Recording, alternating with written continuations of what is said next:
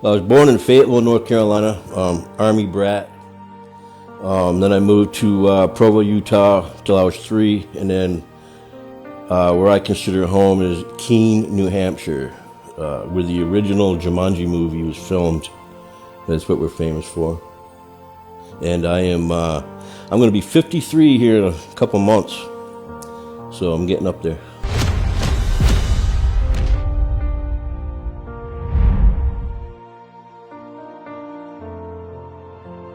I was living in the projects on the welfare system, so, whatever that life's all about, the government cheese and all the good stuff, but not the best of clothes, can't afford all the good uniforms, so I didn't do a lot of sports until I got a little older, but yeah, I mean, it was a good life. I had a good life.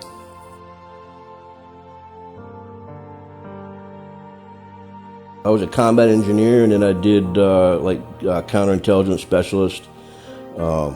I worked with bombs and booby traps and mines and explosives and built bridges and blew them up. And I got out of there. And then when I got out of the military, I traveled a lot while I was in the military. I've been all over the world, and I tried to learn a new trade every 2 years. So when I got out, I did many different jobs up until now. So I had probably 5 or 6 different professions. Anywhere from a private investigator to a guardian, lied in the court system, to a certified baker. I was a professional locksmith.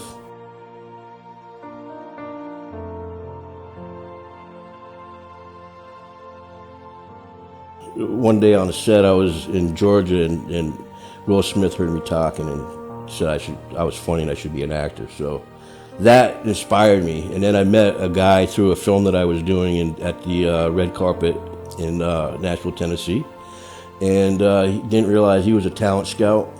And after I told little Eddie Marston, or not Eddie Marston, Eddie Munster from the Munsters there, what's his name, Jason Marsden.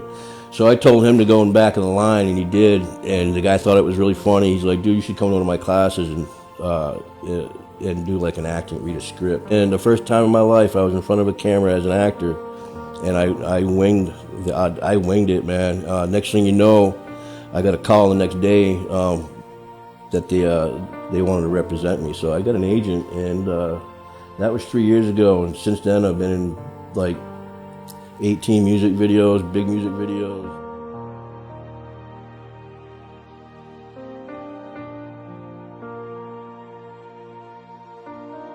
The freedom that I got from the director was exactly what I needed, because I thrive off that. I don't do good with lines, so I tend to do improv, and that was my favorite acting experience.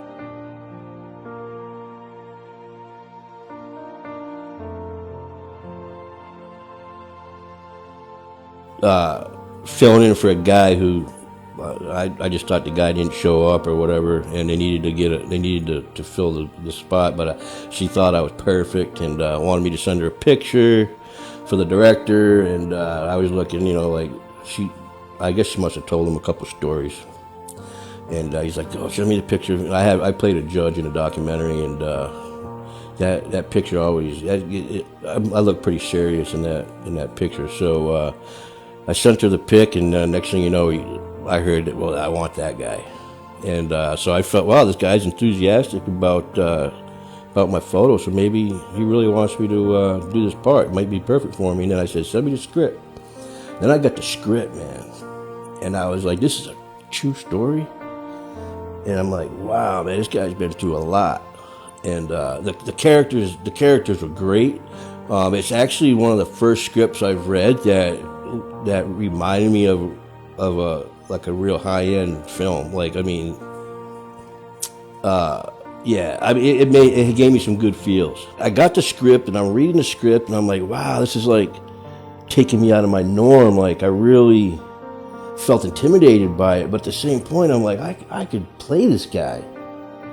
And and you never really know what the director wants until you get on set. So here I am, I'm portraying this guy how I would perceive him to be according to what I was reading in the script. And But when I got on set and I started realizing, like, I met the characters, and I'm like, okay, this is a little bit more. Like, I gotta step up my game, you know. And I saw the quality of the actors he had on set, and I'm just like, all right, this is like starting to feel really good. But then when I started doing the scene, and you know, we kept doing it. Me and the other actor I was working with was like, wow, he's letting me pretty much do what I want, which is like perfect for me. So after I got done, I noticed that people were just like, wow, this guy is good. And that's the first time that I've actually ever really felt validated as an actor.